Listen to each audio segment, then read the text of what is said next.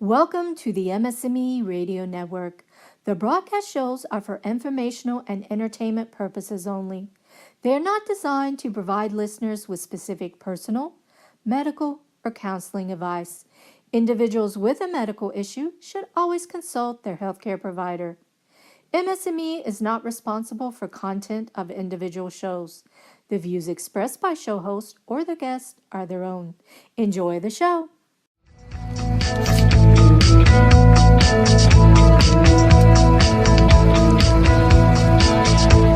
Hi, everybody. Welcome back to Living with MS. Truth be told, I'm your host, Marie Herron. Again, I want to thank everyone for their questions, their support, their comments. It's great that we're building community here. I have in the studio today, my guest is Susie Mangar, who is with a large Canadian university. So she is truly living with MS. So we're going to talk to Susie today about some of the things that she's experiencing, how she juggles work, career, volunteering for the MS Society, and how she puts back into, her support for other people with MS. Susie, as you know, you and I have talked, and I always call MS the snowflake disease. Everyone's journey is different. What was your journey to diagnosis like? Thanks so much, Maria. I do want to say one thing first. I think it's a great analogy of the snowflake. We came up with that over conversation, you and I. And it actually is quite apropos because it really is different for everyone. For me, it was just going to work and coming back home on the train, and I got really numb. And I thought, okay, I'm a little bit stressed out. I just had gotten promoted to this new job, and I'm doing a lot of events and what have you. So I go home. I had dinner with my sister that evening, and when I went back down to my condo, went to sleep. I had another event to go to in London the next day. So I got up in the middle of the night. Well, here's the thing about getting up in the middle of the night. When you do that, and you typically want to go to the washroom or what have you. Well, I got up, but then I went right back down. So when I went right back down, I'm like, okay. So you got up and you fell down? In the bed. It was a bit of a head rush. Yeah. So I'm like, okay, I just got to get my faculties together. I got up again, and I fell right down again. So at that point in time, I'm sliding out of my bed, and I'm trying to find my phone. My phone is in the living room. Right. I'm slithering to the living room, phoning 911, phoning my sister. I said, look, I can't get up. I have lost control of everything.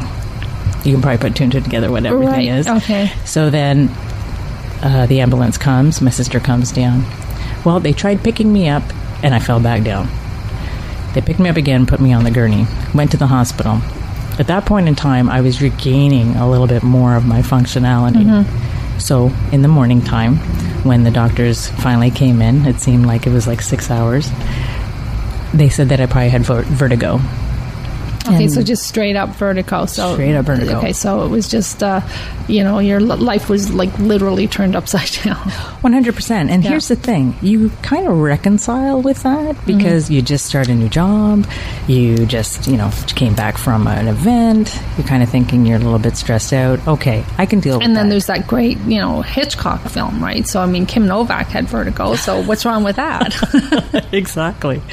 So, and even with that, I didn't really know what vertigo was, but I knew that I was dizzy. I knew that I was feeling nauseous. I knew that I lost control of everything. And like I say, I'm that type of person that absolutely, I actually internalize, and I wear my heart on my sleeve too. And at the end of the day, if they tell me that it's this, I'm more apt to believe that because I don't think about anything else. I just think that, okay, I'm being told this, and this is what I need to live with.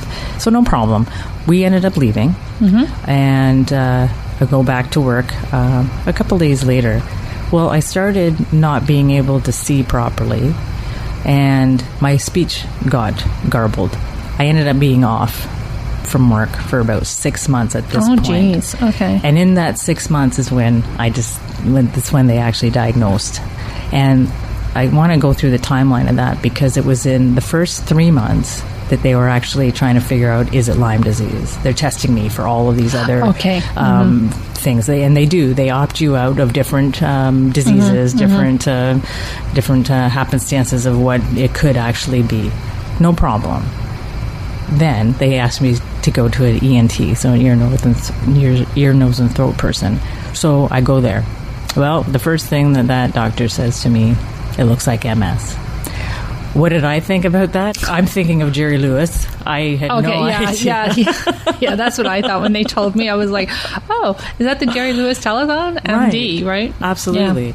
And at this point in time, I'm like, and because I'm wobbly, the 3 attacks that I had really it compromised my speech, my ability to see properly, and my ability to walk properly.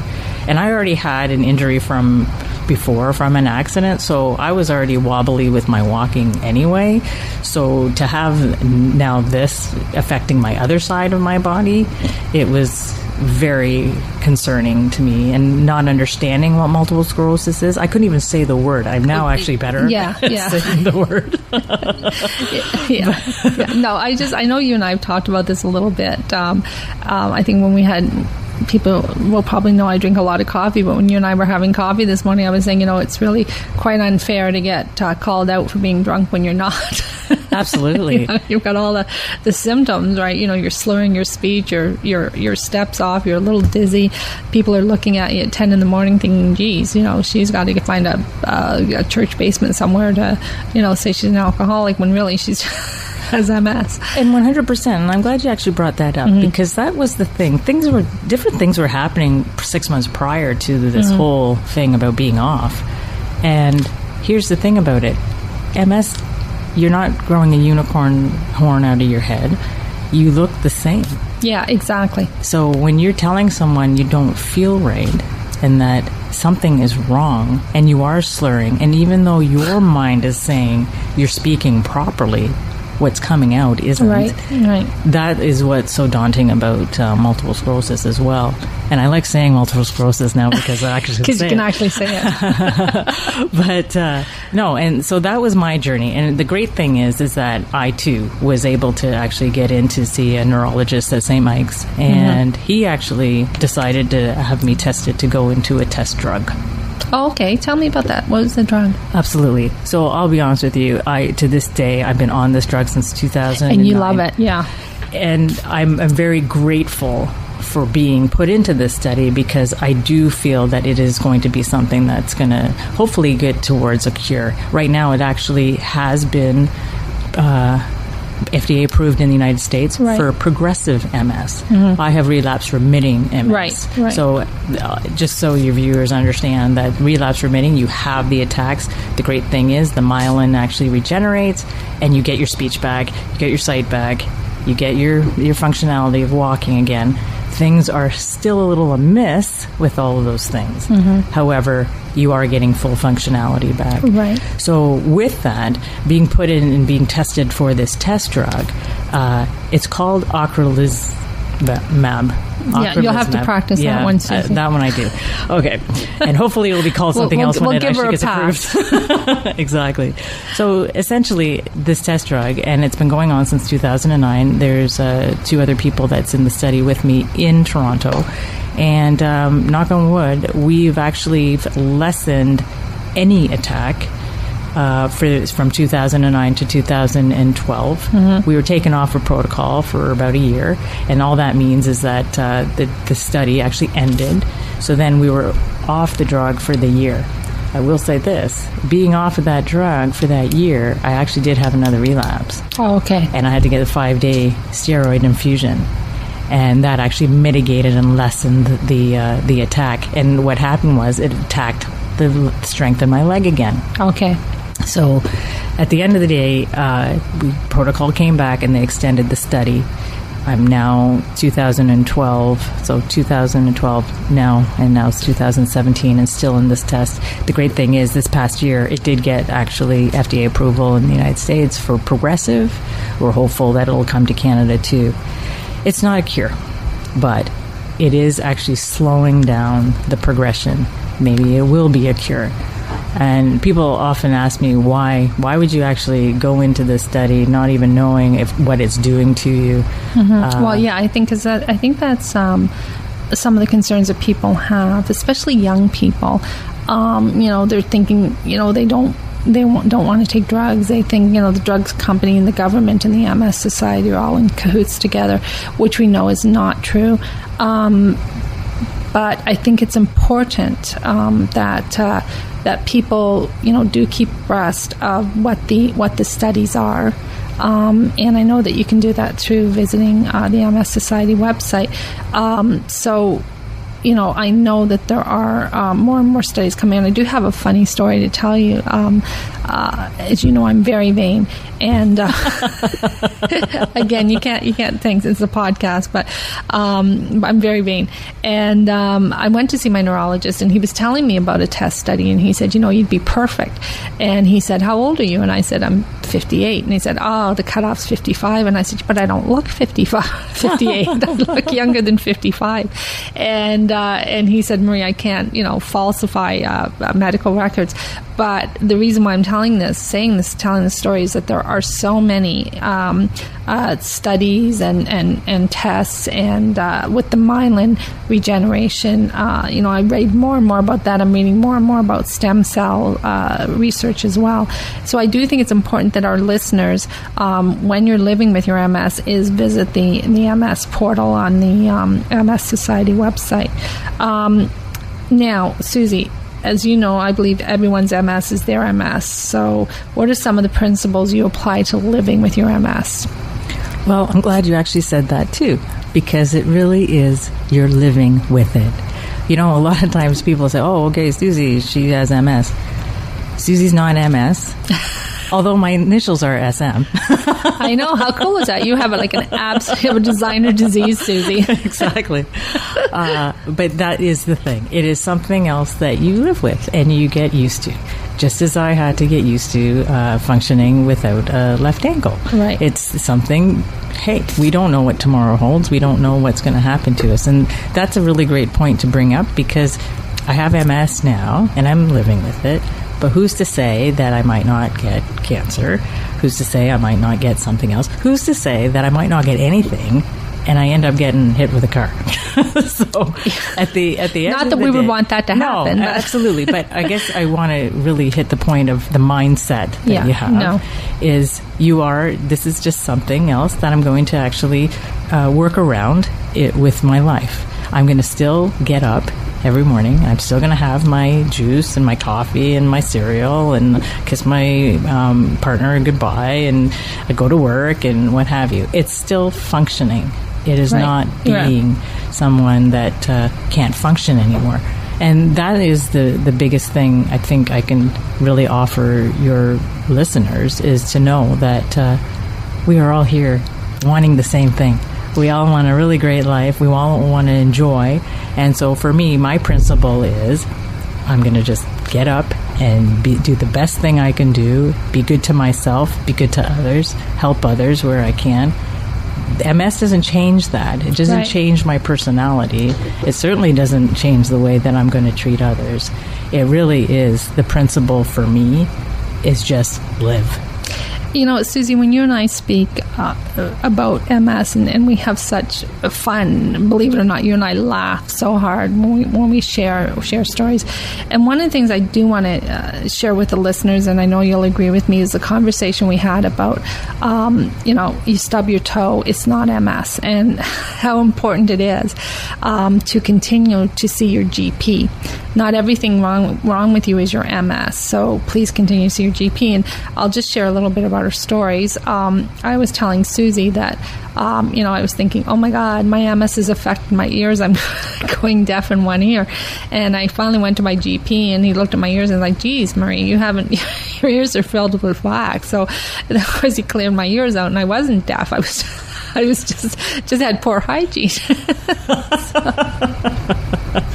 So you had a similar, not with your ears, but you had a similar story, and can you share that? Absolutely. This is so great, Marie. I'm glad that you're bringing these stories up, because I think it really is important for people to know it isn't always MS, for sure. I was actually, Marie and I were chatting, and what was interesting to me is that when the example was when you stub your toe, for sure. It's not MS. I actually had, and I'm actually experiencing right now, a lot of pain in my right foot, and I'm thinking, oh gosh, I can't feel the bottom of my foot. I'm freaking out, and this is what I want your viewers to or your listeners to know too, is that you are going to have these moments of it's always MS. Yeah. You are. But then the reason why I'm saying this is because I'm not infallible of that either. It's more the fact, let's knock it down and be logical. But I actually was feeling, okay, this is an attack. It's on my right foot. That's where I had my other attacks. This is another attack. Mm-hmm. Well, I did go to my doctor, and it ends up being I got plantar fasciitis. Right. And why? Well, because I don't exactly wear the most proper shoes, because after losing my ankle in that accident 20 years ago, I'm still a woman. I still want to wear pretty shoes. I don't wear the right shoes. And unfortunately, the arch in my right foot has been depleted a little bit, and I have to get some physio for my plantar fasciitis. So here's the thing. Here's the moral to that story. The stubbing your foot. It's not your toothache is an MS. You've got some dental hygiene issues. Exactly. Yeah. It's like when, when I stand up and again, I mean, I love my GP because, I walked in and I said to him, I said, oh, my MS is flaring up because I'm lightheaded. And then he takes my blood pressure. He's like, your blood pressure is in your boots. You're not eating enough iron. So again, the moral of the story is don't just assume because you have MS that this is related to all of your health problems. I interviewed someone earlier who was saying, it's a team. You have to have your neurologist as part of your team, but your GP is just as important that you see him as well, or him or her as well. Mm-hmm. One of the questions I ask the most when I check the feedback on the Marie at truthbetold.ca, and I hope everyone gets that so they can send me their questions. But one of the questions I get is, how do I know if I'm having a flare-up? So how would you answer that, Susie? Well, for me, how I actually deal with it, because I don't want to get into that flustered state of thinking everything is MS, is that I actually monitor it. Okay. I will monitor it for approximately 10 days, 2 weeks. And essentially what monitoring all that means is this symptom actually getting worse? What is it? Is it prickliness? Is it heat? Is it numbness? Am I lightheaded? Is it your gait? Exactly. Yeah. And I got to be really realistic too. Because of the challenge I have on my left leg, I got to really be realistic of what I'm actually thinking why this is a flare-up. Now again, because of looking at your first attacks, and like mine happened with my speech, my sight, and my right side with my gait, I do tend to be more paranoid that when something happens on my right-hand side, that is going to be MS related. But even when you go back to your neurologist, they do ask you to monitor it. Right. So that's that. I'm going to take heed, and I'm going to monitor. And I have to say, when I do that, the stress level comes down.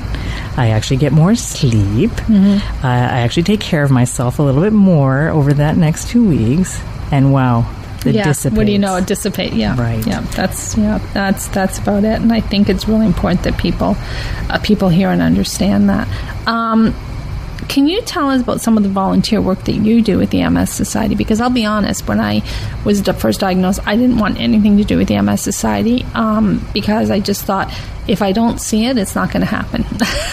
So. And you know what, Marie? You're right on point with that. That was the same initial thought I had, too. Mm-hmm. I didn't want to know what MS was about. I didn't want to learn about it. My parents dug in and learned about it and helped me get through that. But in the first 2 years of being diagnosed, I was not accepting it. I even went so far to get a second opinion with my MRI. But then I actually reached out to my Durham chapter of the MS Society. I asked if I could volunteer to actually sell carnations. They had a carnation campaign, and I did that. That was my first step. I got really overwhelmed again, seeing people that had a progressive MS and disengaged again. And then it was just in 2013, actually, And I was diagnosed since 2008. Right. Decided to reach out again to my Durham chapter and say, if there's anything that you'd like me to volunteer for, I'd be more than happy to do that. The cool thing is that they actually wanted to start an MS support group in Pickering, where I live. And the coordinator asked me, would you like to lead that support group? And I just jumped on it because I finally felt ready to talk about it. But also, in my mind, talking about it with others was going to not only help them, but it was so going to help me understand I'm not alone. And that is the biggest thing that I've learned about this disease, is that when you do surround yourself with folks that are positive, that you actually weed out the things that are really bringing you down. You need to do that too. It's like decluttering your life, decluttering your space, but it's also inviting others to share what they have gone through, because even though the MS is that snowflake, we all have similar things that happen, and everybody has a different way of dealing with it. And the cool thing is that when you have these support groups, not only can you pick and see how other people are dealing with it, but you can actually implement those things in your own life as well. And that creates such a strong bond with these folks that now our little support group that started with just a few is now up to over 11 people. We actually want to keep it small so everyone can have a chance. That's more intimate. Absolutely. But what really is neat about it is that you actually get to talk about your life, not life with MS only. It's you are celebrating, oh, I just went on a cruise. Oh, I actually just got a promotion. Oh, all of these great things. So it's actually to talk to people that actually understand what you're doing. Because let me tell you, there's a big disconnect with partners, with people living with MS too. So we actually invite partners of the folks that are living with MS to come to our sessions as well. So they can hear too that it's not a death sentence and that you are living well. And there's lots of people that actually have really productive lives. But it's actually helping that partner as well understand when you're quiet, when you don't want to eat something, when you don't want to move. It's not about them. It's about just right now, I just need some quiet time. I had the pleasure yesterday of speaking to a young man in Ottawa, and we were speaking about being with your partner and having them support you. And I said, I'm really lucky because my partner does all of the housework, and he said, oh yeah, my partner does the housework, but I do the cooking. And I said, oh, don't tell Bruce that because I don't do the cooking either. So it's I don't want to promote people to, use that as an excuse, but for not doing your housework. I know one of the things that you had said when I asked you about, I think the question I had asked you over the phone was that I had never bothered with the MS Society when I was diagnosed because I was afraid of seeing people in wheelchairs. And my question to you was, what would you say to a 24-year-old me? So do you want to tell me what you would say to a 24-year-old or 19-year-old who's just being diagnosed? Absolutely. Okay. Go for it. The first thing, absolutely. The first thing would be is to understand what multiple sclerosis is. Get good information either from your doctor, from your GP, a professional. Don't go on the internet to find information about multiple sclerosis because there, as we all know, there's lots of great information on the internet. But there's also a lot of misinformation on the internet too, especially when you have no idea what this disease actually is and how you can actually live with it effectively.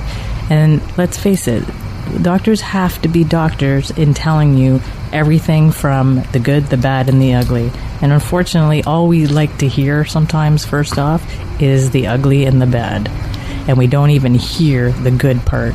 So talking to your actual practitioner first would be the great thing.